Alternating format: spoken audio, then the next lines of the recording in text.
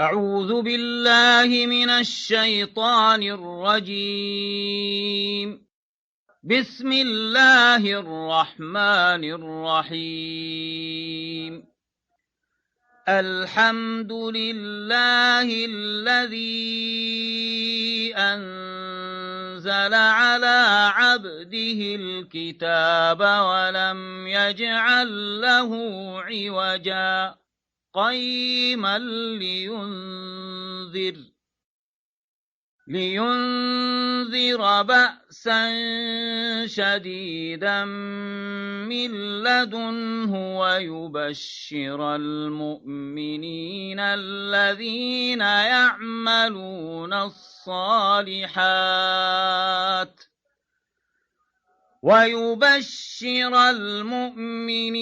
الذين يعملون الصالحات أن لهم أجرا حسنا ماكثين فيه أبدا وينذر الذين قالوا اتخذ الله ولدا ما لهم به من علم ولا لآبائهم كبرت كلمة تخرج من أفواههم إن يقولون إلا كذبا فلعلك باخع نفسك على آثارهم إن لم يؤمنوا بهذا الحديث أسفا إنا جعلنا ما على الأرض زينة لها لنبلوهم أيهم أحسن عملا وإنا لجاعلون ما عليها صعيدا جرزا أم حسبت أن أصحاب الكهف والرقيم كانوا من آياتنا عجبا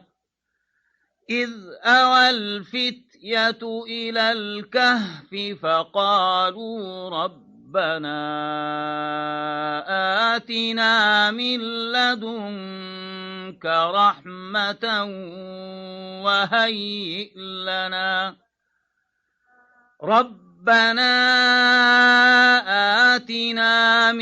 لدنك رحمة وهيئ لنا من أمرنا رشدا فضربنا على آذانهم في الكهف سنين عددا ثم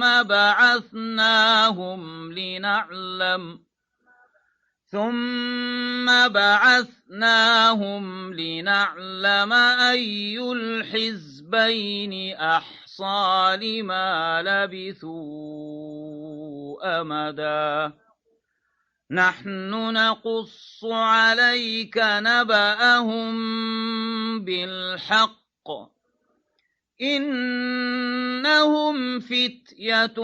آمنوا بربهم وزدناهم هدى وربطنا على قلوبهم إذ قاموا فقالوا ربنا رب السماوات والأرض لن ندعو من دونه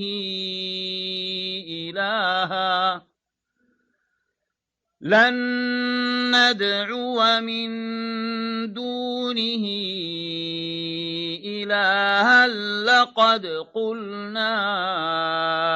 إذا شططا هؤلاء قومنا اتخذوا من دونه آلهة لولا يأتون عليهم بسلطان بين فمن أظلم ممن افترى على الله كذبا وإذ اعتزلتموهم وما يعبدون إلا الله فأووا إلى الكهف ينشر لكم ربكم من رحمته فأووا إلى الكهف ينشر لكم ربكم من رحمته ويهيئ لكم من أمركم مرفقا وترى الشمس إذا طلعت تزاور عن كهفهم ذات اليمين وإذا غربت تقرضهم ذات الشمال وهم في فجوة منه ذلك من آيات الله من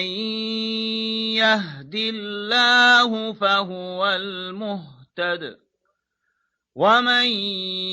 يضلل فلن تجد له وليا مرشدا وتحسبهم أيقاظا وهم رقود ونقلبهم ذات اليمين وذات الشمال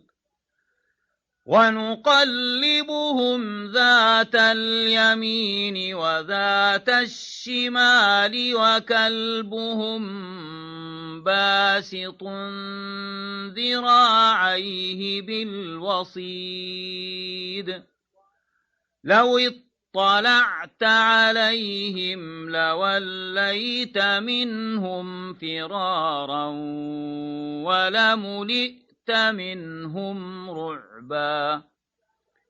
وكذلك بعثناهم ليتساءلوا بينهم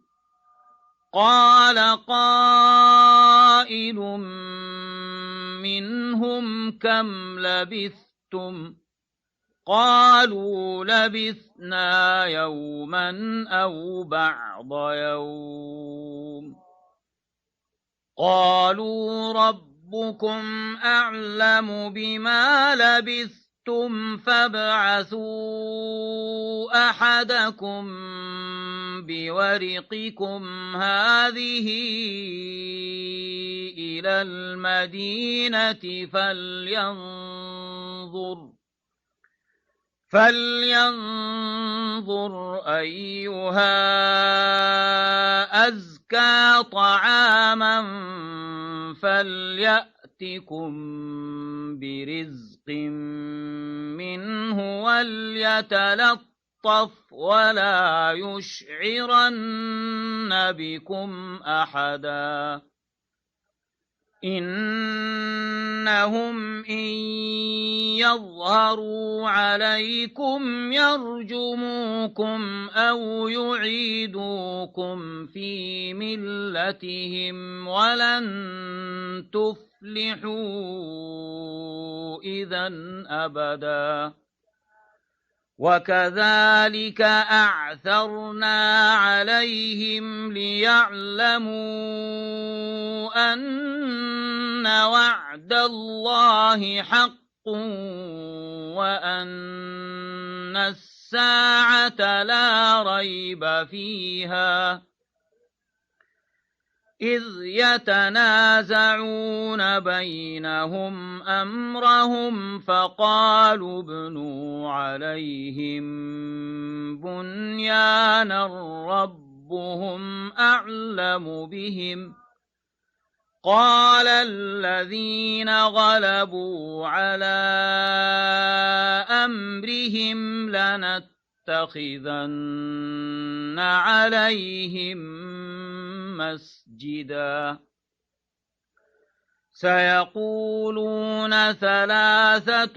رابعهم كلبهم ويقولون خمسة سادسهم كلبهم رجما بالغيب ويقولون سبعة وثامنهم كلبهم قل ربي أعلم بعدتهم ما يعلمهم إلا قليل فلا تمار فيهم إلا مراء ظاهرا ولا تستفت فيهم منهم أحدا ولا تقولن لشيء إني فاعل ذلك غدا إلا أن يشاء الله واذكر ربك إذا نسيت وقل عسى أن يهديني ربي لأقرب من هذا رشدا ولبثوا في كهفهم 300 سنين وازدادوا 9 قل الله أعلم بما لبثوا له غيب السماوات والأرض أبصر به وأسمع ما لهم من دونه من ولي ولا يشرك في حكمه أحدا واتل ما أوحي إليك من كتاب ربك لا مبدل لكلماته ولن تجد من دونه ملتحدا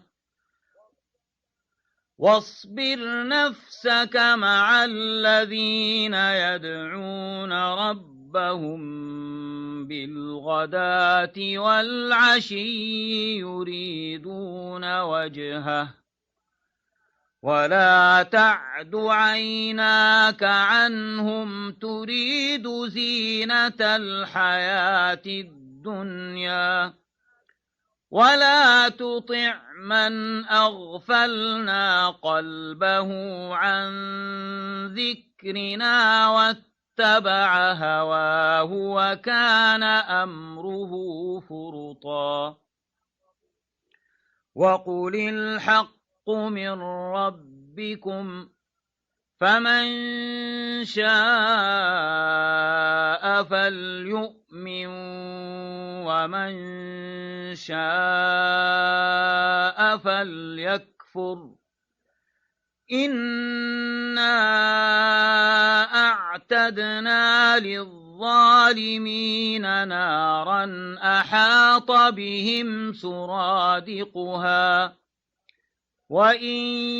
يستغيثوا يغاثوا بماء كالمهل يشوي الوجوه بئس الشراب وساءت مرتفقا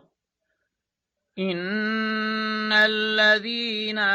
آمنوا وعملوا الصالحات إنا لا نضيع أجر من أحسن عملا أولئك لهم جنات عدن تجري من تحتهم الأنهار يحلون فيها من أساور من ذهب ويلبسون ثيابا خضرا من سندس وإستبرق متكئين فيها على الأرائك نعم الثواب وحسنت مرتفقا واضرب لهم مثلا الرجلين جعلنا لأحدهما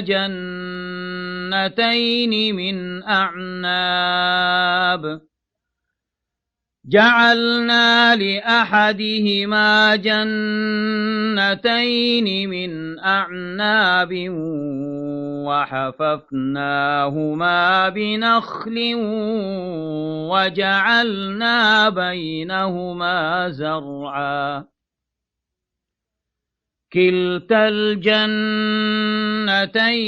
آتت أكلها ولم تظلم منه شيئا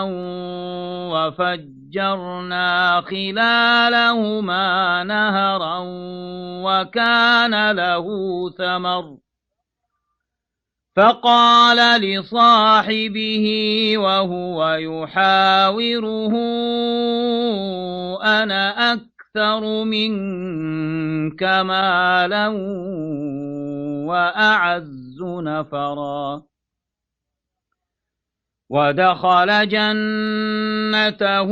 وهو ظالم لنفسه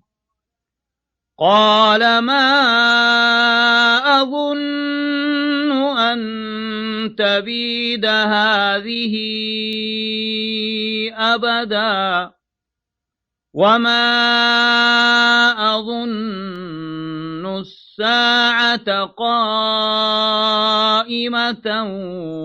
ولئن رددت إلى ربي لأجدن خيرا منها منقلبا قال له صاحبه وهو يحاوره أكفرت بالذي خلقك من تراب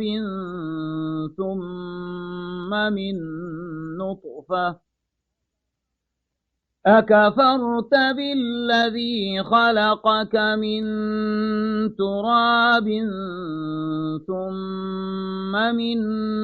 نطفة ثم سواك رجلا لكن هو الله ربي ولا أشرك بربي أحدا ولولا إذ دخلت جنتك قلت ما شاء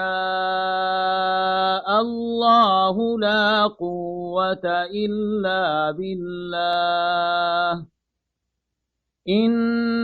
ترني أنا أقل منك مالا وولدا فعسى ربي أن يؤتيني خيرا من جنتك ويرسل عليها حسبانا من السماء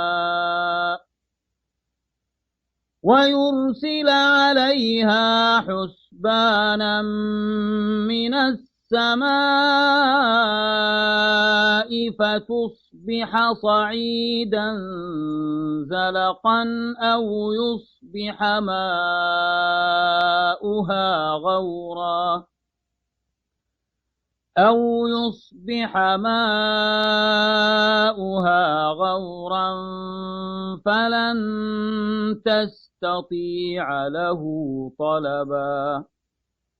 وأحيط بثمره فأصبح يقلب كفيه على ما أنفق فيها وهي خاوية على عروشها ويقول يا ليتني لم أشرك بربي أحدا ولم تكن له فئة ينصرونه من دون الله وما كان منتصرا هنالك الولاية لله الحق هو خير ثوابا وخير عقبا واضرب لهم مثل الحياة الدنيا كماء إن أنزلناه من السماء فاختلط به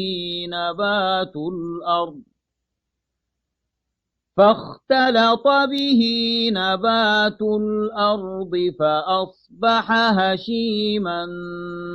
تذروه الرياح وكان الله على كل شيء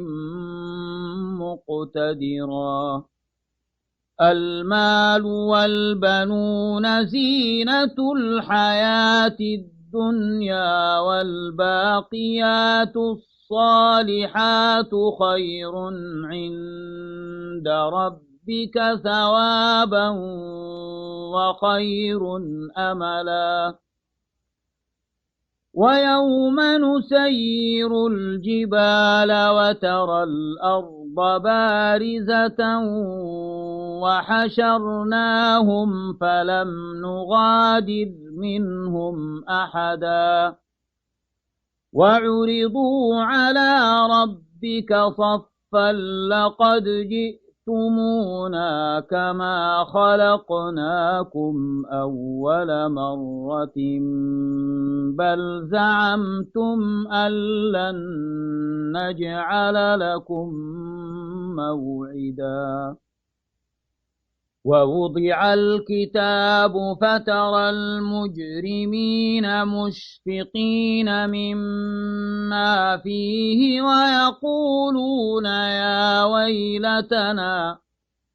ويقولون يا ويلتنا ما لهذا الكتاب لا يغادر صغيرة ولا كبيرة إلا أحصاها ووجدوا ما عملوا حاضرا ولا يظلم ربك أحدا وإذ قلنا للملائكة اسجدوا لآدم فسجدوا إلا إبليس كان من الجن ففسق عن أمر ربه أفتتخذونه وذريته أولياء من دوني وهم لكم عدو بئس للظالمين بدلا ما أشهدتهم خلق السماوات والأرض ولا خلق أنفسهم وما كنت متخذ المضلين عضدا ويوم يقول نادوا شركائي الذين زعمتم فدعوهم فلم يستجيبوا لهم وجعلنا بينهم موبقا ورأى المجرمون النار فظنوا أنهم مواقعوها ولم يجدوا عنها مصرفا ولقد صرفنا في هذا القرآن للناس من كل مثل وكان الإنسان أكثر شيء جدلا وما منع الناس أن يؤمنوا إذ جاءهم الهدى ويستغفروا ربهم إلا أن تأتيهم سنة الأولين أو يأتيهم العذاب قبلا وما نرسل المرسلين إلا مبشرين ومنذرين ويجادل الذين كفروا بالباطل ليدحضوا به الحق واتخذوا آياتي وما أنذروا هزوا ومن أظلم ممن ذكر بآيات ربه فأعرض عنها ونسي ما قدمت يداه إنا جعلنا على قلوبهم أكنة أن يفقهوه وفي آذانهم وقرا وإن تدعهم إلى الهدى فلن يهتدوا إذا أبدا وربك الغفور ذو الرحمة لو يؤاخذهم بما كسبوا لعجل لهم العذاب بل لهم موعد لن يجدوا من دونه موئلا وتلك القرى أهلكناهم لما ظلموا وجعلنا لمهلكهم موعدا وإذ قال موسى لفتاه لا أبرح حتى أبلغ مجمع البحرين أو أمضي حقبا فلما بلغا مجمع بينهما نسيا حوتهما فاتخذ سبيله في البحر سربا فلما جاوزا قال لفتاه آتنا غداءنا لقد لقينا من سفرنا هذا نصبا قال أرأيت إذ أوينا إلى الصخرة فإني نسيت الحوت وما أنسانيه إلا الشيطان وما ينسانيه إلا الشيطان أن أذكره واتخذ سبيله في البحر عجبا قال ذلك ما كنا نبغي فارتدا على آثارهما قصصا فوجدا عبدا من عبادنا آتيناه رحمة من عندنا وعلمناه من لدنا علما قال له موسى هل أتبعك على أن تعلمني مما علمت رشدا قال إنك لن تستطيع معي صبرا وكيف تصبر على ما لم تحط به خبرا قال ستجدني إن شاء الله صابرا ولا أعصي لك أمرا قال فإن اتبعتني فلا تسألني عن شيء حتى أحدث لك منه ذكرا فانطلقا حتى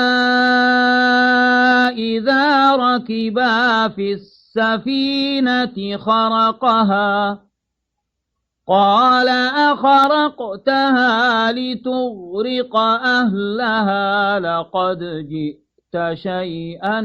إمرا قال ألم أقل إنك لن تستطيع معي صبرا قال لا تؤاخذني بما نسيت ولا ترهقني من أمري عسرا فانطلقا حتى إذا لقيا غلاما فقتله قال أقتلت نفسا زكية بغير نفس لقد جئت شيئا نكرا قال ألم أقل لك إنك لن تستطيع معي صبرا قال إن سألتك عن شيء بعدها فلا تصاحبني قد بلغت من لدني عذرا فانطلقا حتى إذا أتيا أهل قرية استطعما أهلها فأبوا أن يضيفوهما فوجدا فيها جدارا يريد أن ينقض فأقامه قال لو شئت لاتخذت عليه أجرا قال هذا فراق بيني وبينك سأنبئك بتأويل ما لم تستطع عليه صبرا أما السفينة فكانت لمساكين يعملون في البحر فأردت أن أعيبها وكان وراءهم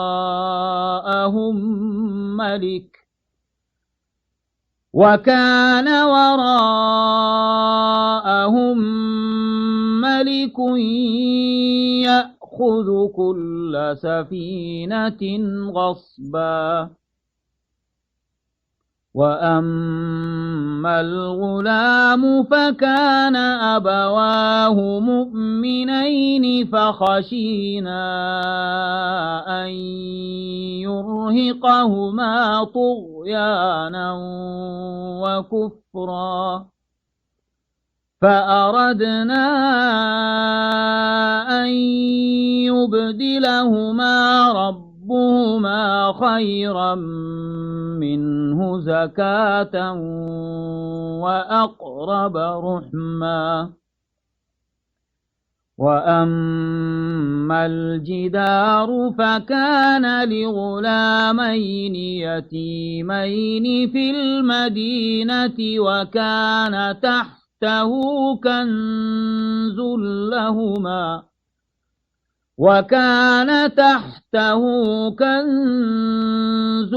لهما وكان أبوهما صالحا فأراد ربك أن يبلغا أشدهما ويستخرجا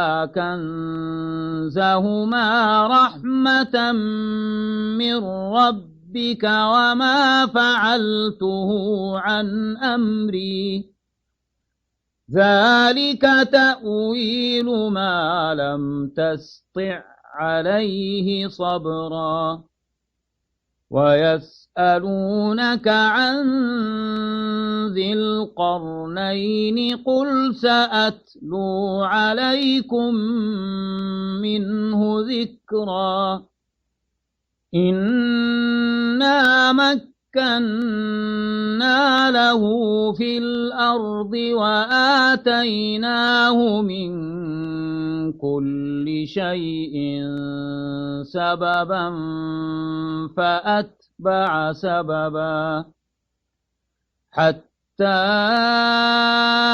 إذا بلغ مغرب الشمس وجدها تغرب في عين حمئة ووجد عندها قوما قلنا يا ذا القرنين إما أن تعذب وإما أن تتخذ فيهم حسنا. قال أما من ظلم فسوف نعذبه ثم يرد إلى ربه فيعذبه عذابا نكرا. وأما من آمن وعمل صالحا فله جزاء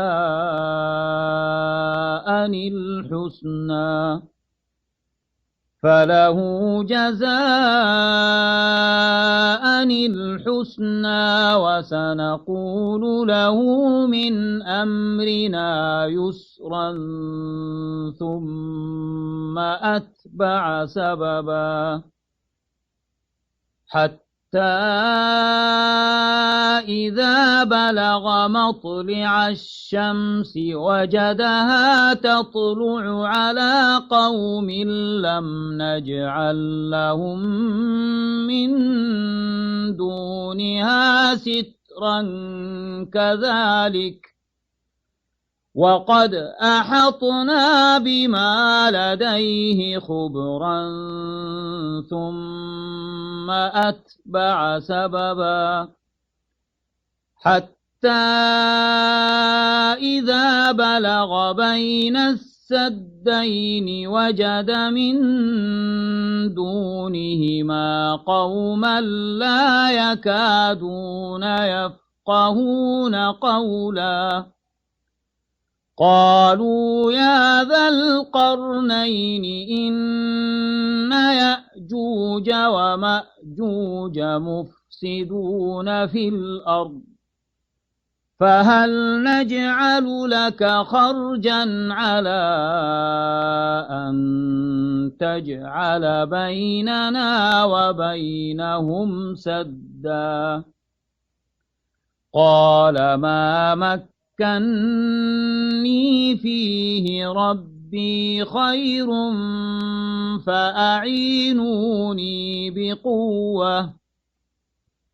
فأعينوني بقوة أجعل بينكم وبينهم ردما آتوني زبر الحديد حتى إذا ساوى بين الصدفين قال انفخوا حتى إذا جعله نارا قال آتوني أفرغ عليه قطرا فما استطاعوا أن يظهروه وما استطاعوا له نقبا قال هذا رحمة من ربي فإذا جاء وعد ربي جعله دكاء وكان وعد ربي حقا وتركنا بعضهم يومئذ يموج في بعض ونفخ في الصور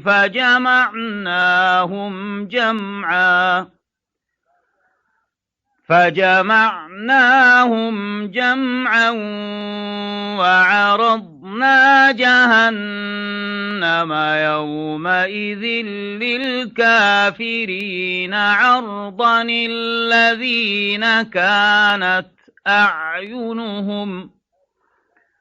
الذين كانت أعينهم في غطاء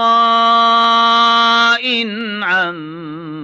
ذكري وكانوا لا يستطيعون سمعا أفحسب الذين كفروا أن يتخذوا عبادي من دوني أولياء إنا أعتدنا جهنم للكافرين نزلا قل هل ننبئكم بالأخسرين أعمالا الذين ضل سعيهم في الحياة الدنيا وهم يحسبون أنهم يحسنون صنعا أولئك الذين كفروا بآيات ربهم ولقائه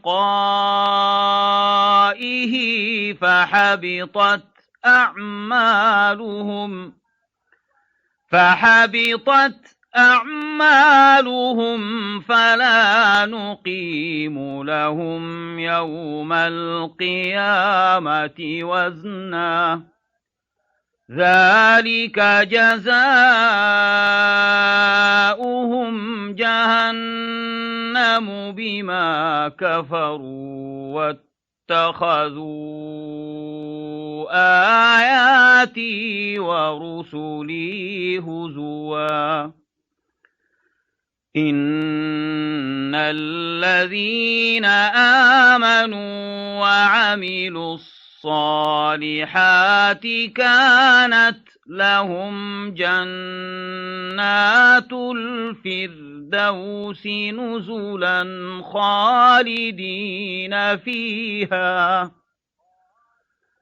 خالدين فيها لا يبغون عنها حولا قل لو كان البحر مدادا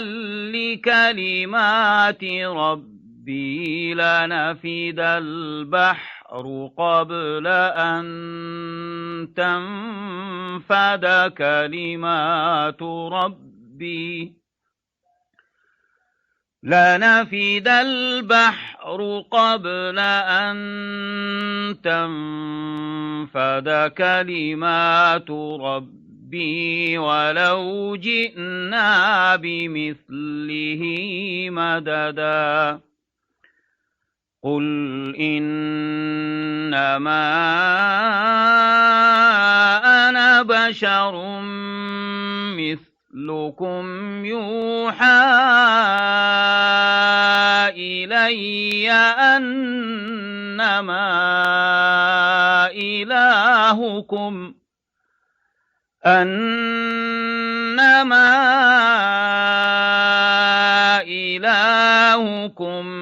إله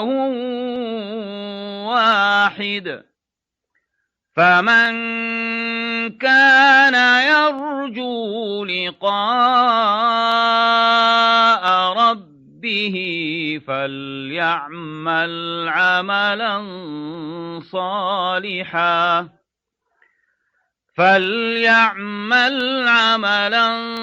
صالحا ولا يشرك بعبادة ربه أحدا